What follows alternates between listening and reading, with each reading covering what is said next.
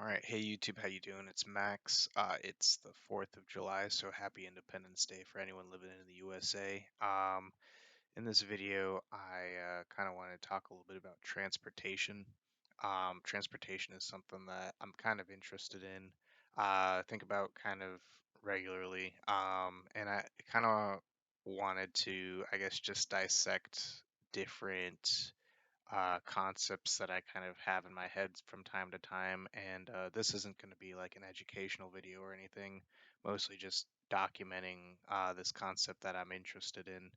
And, I guess just sharing that information. I'll put links into videos in the description on some of these concepts if you want to be educated more on them, since this is not like something that I like. Pretty much what I do for a lot of these videos is I'll kind of think of a concept, I'll do like a slight skim on some of this stuff, but I and then kind of like jot down some notes together. So some of the stuff just kind of covers things I want to talk about and like concepts I want to bring up, but like not really in like a fully dissected, more like a half-baked kind of way. So um I think like transportation is pretty interesting just to understand because it's so prevalent in our society, and I think it can help you like whether you want to get around your if you are bad at directions, this could help you kind of navigate a little bit better.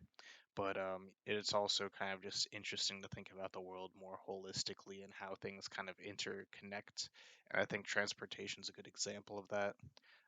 For me, I personally like playing a lot of games like City Skylines, or there's this new game we've been playing recently called Satisfactory, Settlement Survival, just all these kinds of games where you kind of have to have a grasp on, I guess, moving things from point A to point B in efficient means. I also enjoy looking at transportation through the lens of like history and world building and how we came to where we are. So those are just some reasons why I personally like transportation. I think that with transportation, there's a lot of like, for example, ancient Rome was, I think, one of the first societies that first built a road system, and this helped connect their empire across several continents. And infrastructure such as this is really critical to a society of such a scale, because without that you can't really move anything in terms of trade or commerce. So if you're trying to trade with one city to another city, if you don't have a good road system or network of transportation, and in the past before that they were using a lot of waterways, but as you're kind of expanding to these regions where you need resources, say in like the Rocky Mountains or something, and you don't have maybe you do have some waterways, but eventually you'll come to a point where you don't really have enough water to really move ships. You'll have to like kind of traverse over some land, and so having like a train network or a road network is really handy. Um, and with road building, when you make maps and stuff like that, you kind of have to consider, are they going to realistically try to use a water system to get to this place that has resources, or are they going to use some sort of road system or train network? So um, those are just some things. I think also, aside from trade, the ability to communicate with your people and pretty much move troops throughout your society. So let's say you're a society at war, which is very common in like if you're doing like some sort of fantasy thing with like a war element. How are these troops and assets like tanks, like say you have tanks in your society and there's a war, how are they going to transport these tanks across the I guess area that they control in an effective way? Are they going to move them through flatbed on trains kind of thing, or are they going to be able to move them through road systems? Is that going to disrupt their transportation? Are they going to airship them in? There's a lot of different things to consider, I think, with especially in a time of war, how they're going to move assets from one point to another. And then I think I briefly touched on this, but kind of went into, war stuff a bit, but like the ability to communicate. So transportation could also impact like your ability to whether it's media, if this is a time period where there's not the television, how are they going to transport things by, horseback from one point to the country to another, messages from the king. You could also kind of consider like a postal system, like how is the postal system going to operate, getting like personal parcels around. So just a lot of things transportation kind of includes. And a few like weeks ago, I was actually thinking about making an entire video just on infrastructure that covers some of these points, but I kind of wanted to focus this mostly on transportation and not infrastructure as a whole. So, again, as I said, this is there may be some errors in this, but I think it was World War II was when the U.S. really started to invest their money and resources into the interstate system. I think it was like the 1950s, 1960s, maybe they were investing like billions into this interstate system. So really, it's if you think about it, some people are older than the interstate system and can remember a time when it was not that easy to get from one point of the country to the other. I think it used to take around like 10 days with a lot of extensive planning. Remember, this is like a time period where there wasn't GPS, and especially if you're doing world building, is GPS a thing? So that's like something to consider. But it used to take about like 10 days, I think, to travel from one point of the country to the other. Now it might take like 42 hours, which is still, a couple days, but it's just interesting how the infrastructure system can really change that. And then, with like phones and, internet and all that stuff kind of upgrading the stuff, it's you can text someone and the message gets there instantaneously. So just thinking at a time before where technology such as like phones, internet weren't as prevalent in our society, it's interesting to kind of think about the purposes of transportation, and not just for when you want to go visit someone. Just thinking about how the nation uses transportation as a whole, I think is interesting to consider. And because like I guess I mean so with something like a cell phone and internet, I consider that mostly like a global um, investment, like global technology, but like the U.S. interstate system is something that only the U.S. really can use. That doesn't really impact other countries overseas. And if you like stop and take a look at the interstate system itself, it's a pretty, you know, like I was saying, I think they invested like billions of dollars into it over the course of I think it was Eisenhower who was the president at the time. His vision, I don't think he like lived to see the final result, but or was present to see the final result at least. But it's it's I think it's probably one of the most interesting systems that the U.S. has probably invested a lot of money into, that has really kind of expedited our transportation, especially when you think about how big the trucking industry is in the U.S. It's pretty interesting. So I want to talk about this a little bit. Again, I'm going to post some videos in the description that can kind of, if you're interested in learning more about it. Two videos are I think it's like either Wendover Productions or his other channel of Half as Interesting. I'll post a video about that. And then there's a video about CGP Grey, who kind of talks about the Interstate's Forgotten Code. Um, but some of the highlights I kind of just want to talk about that some people may not know, some people may know. But the interstate system kind of there's like a lateral and longitudinal system in the U.S. So from east to west, all the major interstates are divisible by 10. So for example, and they go from east to west. So from Jacksonville, Florida, in the east to Santa Monica, California, is Interstate 10, and it goes from 10, 20, 30, 40. It skips 50 and 60 and goes 70, 80, 90. And 90 is the most northern east to west interstate, and that goes from Seattle, Washington in the west to Boston, Massachusetts in the east.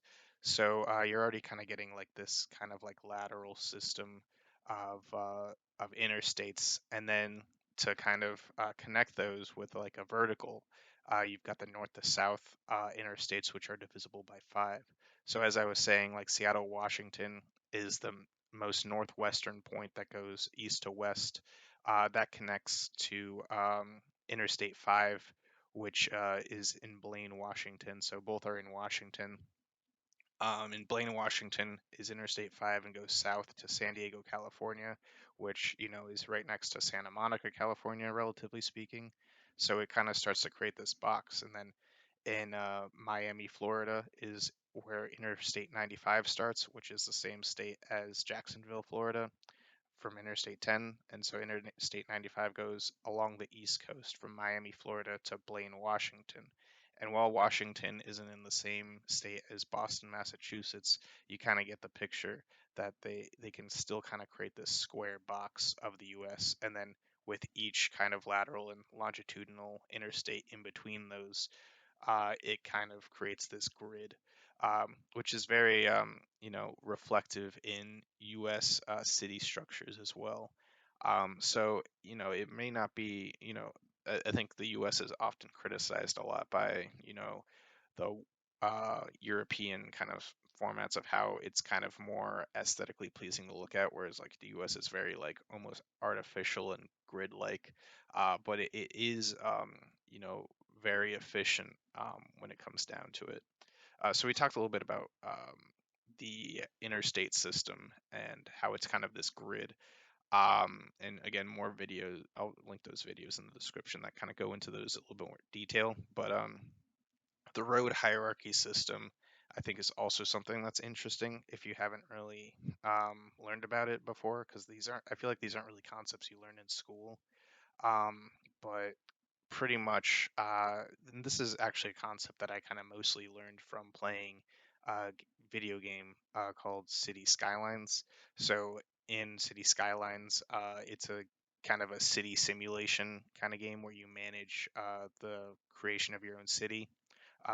Pretty good game. I recommend if you're interested in that kind of stuff. But one of the big sort of challenges in a game like City Skylines is that as your population increases, your road systems become more and more clogged.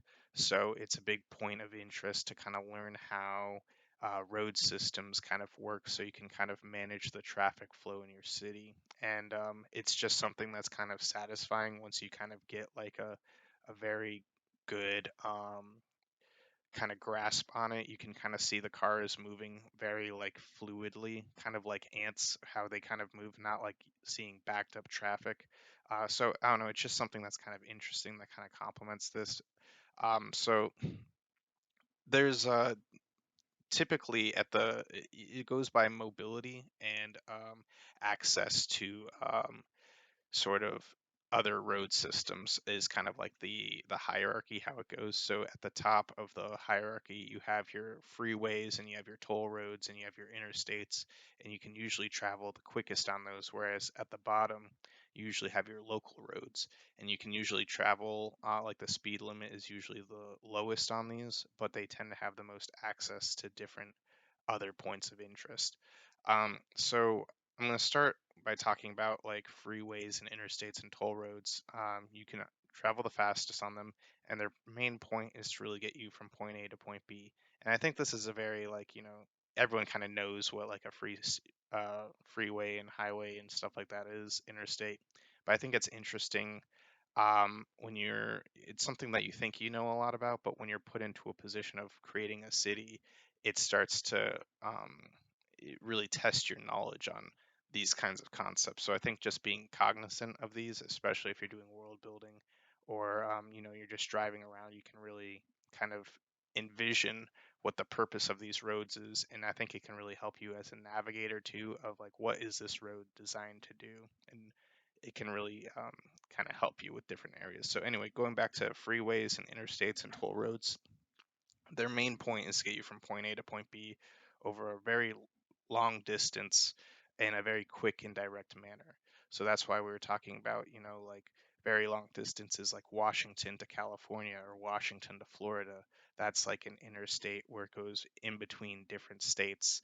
And if it was stopping, like every, couple of 100 feet at like a stoplight, you wouldn't really get there very quickly. So that's why there aren't really any stop signs, any lights on these roads. It's usually a direct path that tries to minimize stopping at all costs. Um, and then you have your highways, which I think are different than um, your interstates and your toll roads. And it sometimes it's kind of like, oh well, what's the difference between like a freeway and a highway? I think like the main difference between like this top section of like interstate kind of highways and like the highways I'm going to refer to is that these interstates are like the end of a country to the other end of the country, whereas a highway is usually tries to connect smaller cities together. So, for example, in Northern Virginia, there's a city called Winchester, and it connects to kind of a town called Leesburg, and then to like Reston, and then to Alexandria. And there's other places in between there, but just for example, it goes through about 3 counties as opposed to multiple states, yet it's a highway. I usually think that highways and interstates, they may have the same max speed that you can travel on at certain points, but for these highways, especially in the Northern Virginia strip, this it goes through different counties and different regions, and I think it's mostly so like for example, when it goes from Winchester to Leesburg, it's mostly rural area, so it's a different type of road. You kind of go through more mountains, and you might hit some stoplights on this highway because it will go through these small towns, and then like Berryville. And then when you go into Loudoun County on the western part of the side, kind of closer to where Winchester is, it's still more rural, but kind of slowly gets closer to Leesburg, where it becomes more suburban. And it's a very like the road turns into a lot more overpasses instead of these like junctions where there's a stoplight. So you can kind of travel a little bit quicker in Loudoun County. And there's more exit ramps and overpasses, and then it kind of goes back into Fairfax where it gets more urban, and that's kind of where the speed limit cuts kind of starts to slow, and there's stoplights again, but it's because it's more urban as opposed to more rural. So just kind of thinking about it from that context of like why there's stoplights in this area versus this area, and why there are overpasses in this area, and that can influence the top speed. And also as you kind of get into different areas of the different counties, you can kind of see sort of the pros and cons. So like in Berryville and in Clark County, where Winchester is, you'll see like gas stations that are right along the highway, and it's kind of awkward to get in and out of there. But you're like right next to the gas station. Whereas in Loudoun County, you'll notice that you have to kind of go off an exit and then kind of travel a little bit to get to the gas station. It's not right on the highway, and that's an intentional design. It kind of prevents any accidents getting in and out because the speed limit is much faster in that suburban area where there's overpasses instead of stoplights. And then when you get back into the Fairfax County, you'll see that there's again some gas stations, but they're a little bit kind of like in the middle. It's more urban, so you might see some like kind of on the highway, but it's kind of in a more urban area where a lot more lights are closer together. So it's just these little things that kind of can influence your perception on transportation and stuff like that, I guess. And then arterial roads. So we talked about freeways and toll roads, and toll roads are pretty much the same thing. You just have to pay, and freeways are free, and then interstates just go in between states. So they're all like at the top. Then you got your highways, which can vary a little bit, but their main purpose is to get you between different cities. And then you got arterial roads, and I think like the main difference between an arterial road and a highway is that an arterial road is more regional. So I would say that Route 7, while it's a highway overall that goes between Winchester and Alexandria, the part of it that's in Loudoun County is very arterial. And that means that it tends to have 6 lanes.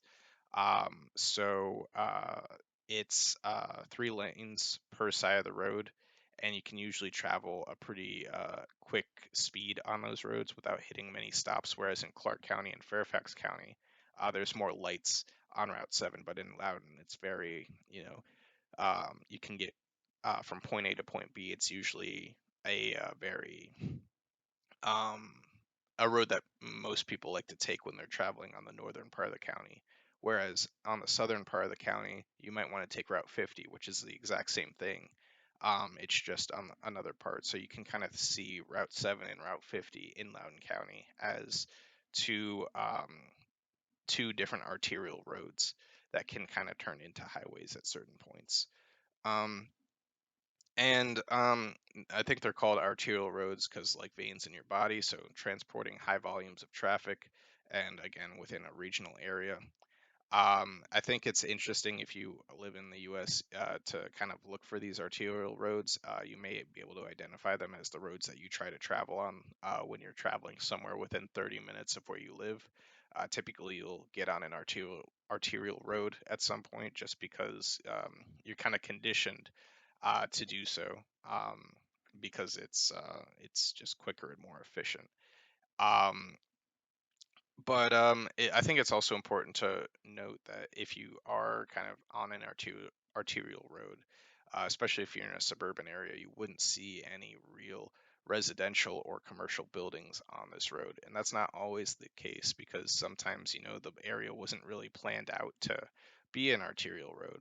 And it kind of just, especially as we've become a more developed country, certain areas had old homes built on that like kind of land, and we don't have eminent domain kind of we do have eminent domain laws in real life that you don't always have to uh, go by in video games like City Skylines. So you might see some like residential or commercial buildings that go off an arterial road, and it wouldn't be very practical or efficient to do so. And as you're driving by, you might be like, "Oh wow, it would be really awkward living right along the highway like that." Uh, but that's just because, like, the world is an imperfect place, and just recognizing those kinds of things, I think it's just interesting. Um, and Sorry, I'm talking a lot. Uh, just need a little time to breathe. But yeah, that's an arterial road.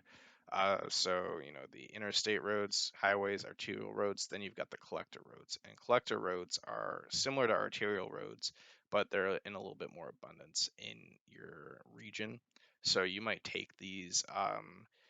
You might be able to identify your like main like 6-lane arterial roads, and then you'll find collector roads, which are 4-lane, usually two on each side.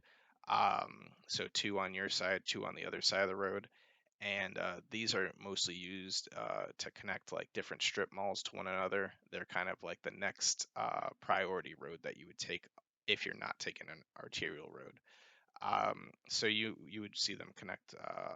You might see like them near, like you might see like a police station or a fire station or a school next to one, maybe not directly connected to one, because it would be kind of you would want to connect them to lower local roads and then have the local road be right next to the collector road, so they can get in and out of the station or the school pretty quickly without clogging up traffic on the actual collector road. I don't know if that makes sense, but pretty much if you think about a county system, you might think of like the arterial road that goes across the entire county, and then you might think of like the collector road that connects like major hot spots within the county, like different towns within a county that aren't um, that might connect like the arterial road to the other arterial road. That might be a good example of a collector road. So in Loudoun County, there's Loudoun County Parkway that connects Route 7 in the north and Route 50 in the south. That's an example of a collector road. And then roads that kind of branch off of the collector roads are called local roads. And these are kind of like roads that might connect neighborhoods to, grocery stores and stuff like that. Kind of like you might think of them as like back roads, but like not really back roads. You might see a lot of like neighborhoods that kind of connect to them. So you'd have your collector road, you'd have a local road, and then you'd have a local road connecting different neighborhoods to the local road, if that makes sense. So it might start to make sense um, as you kind of like see them in your community. Um, and I think when I think about it, like usually an arterial road, you might go like 55 miles per hour, and then a collector road, you might go like 45 miles per hour, and then a local road might be like 35 miles per hour. So you start to see these like subtle differences in like miles per hour you can drive on, and you can kind of start to predict the miles per hour without even reading the speed limit signs after a while, because you're like, oh, this is a collector road. I'll probably be going like 45 miles per hour. And so it's just kind of like these interesting things that you can kind of predict how society kind of, or maybe not predict, but you kind of start to learn how society functions, and you can kind of like um, predict your behavior. I don't know the best way to say that, but I guess maybe learn how to kind of predict things like that. I don't know. And then in like games like City Skylines, there's they have local roads as the lowest kind of speed roads, but I like to think of another thing called like neighborhood streets. And I know this isn't really like I don't know if that's even a concept, but I think of like neighborhood streets as like maybe like a 15 mile per hour zone, so much lower speeds than like a local road. But in City Skylines, they don't really have like neighborhoods. They just kind of have like you just put a residential right off like a road. So that's why you have local roads there. But I don't know. I like to also think about neighborhood streets as well, just in this context, just to kind of, when I'm doing world building, I can think of like, all right, so these are the arterial roads, which these are going to be the collector roads, and then these are going to be the local roads, and then I want to have these neighborhoods with like mini streets on them and call them like neighborhood streets. So I don't know, just another concept that I like to kind of think about when thinking about transportation. And then, of course, there's other methods of transportation.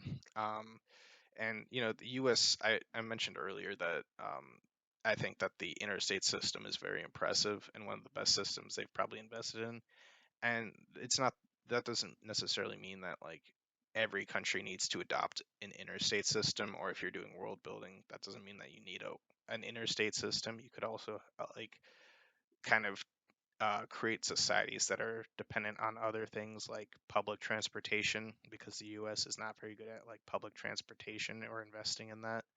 I think like if you kind of factor it in, like the most jobs for US citizens require you to like kind of have a car, and also like cars are like the second highest means of like or like what you put your income into. You kind of have to like pay. It's mostly your house or your rent, and then it's your car payments. So like developing a society that's strictly dependent on like cars could have its pros and cons. Is all I'm really trying to say. So like you could invest like in in like cities and stuff. You might have find more like metros or subways that kind of connect people from the suburbs to the city. But there's especially in like a city like Chicago, um, if you look at their metro system, you'll notice that all of their lines connect from like suburbs to like the downtown Chicago area, but it makes it really inconvenient if you want to go from like north Chicago to like northwest Chicago, which shouldn't be that far, but you'd have to like drive all the way down, or not drive, but take the metro all the way down to downtown and then all the way up, and it looks really stupid on a map if you were to map that out. But I don't know. There's a video I'll link that kind of explains that. I think it's gonna be the Vox video. But there's just some issues in the U.S. with like public transportation because we're so dependent on um, owning cars, and this is metros, public bus systems, biking is a big one, and even like commercial trains. So going from like different cities by train, typically you're going to need to have a car in most areas in the U.S. to get to the train station anyway. So most people are like, why am I even going to do that? I just drive there. So um, yeah, so that's just some ideas you can kind of think about when you're, I guess, either building worlds or living your day-to-day life. and some areas are better at accommodating these things than others. So the U.S. is a very diverse place, but also there's the impacts of like, owning. If everyone owns a private vehicle, then that kind of increases the carbon emissions from all the individually owned cars. So, just some other environmental effects and consequences of living in a society that revolves around cars, and as our dependence kind of increases, especially during times like these where gas prices are relatively high, I guess it can just have like impacts and stuff like that. But we're at half hour. Ultimately, I just wanted to, it's been a busy weekend, I guess. It's the 4th of July. Today's actually the 4th of July. I don't remember if I said that or not, but it's been a busy weekend. We, had Rahul's graduation party. We did, or not graduation party. Sorry, his going away party. Cat sitting, hanging out with the in-laws yesterday, and we're going to a 4th of July celebration today. So, pretty busy. I just wanted to make one video this weekend since it's been kind of hectic. So this is that video, and I've been thinking about transportation, so just wanted to talk about that. Um, Happy 4th of July to anyone who celebrates it. Have a good one. I'll see you next time.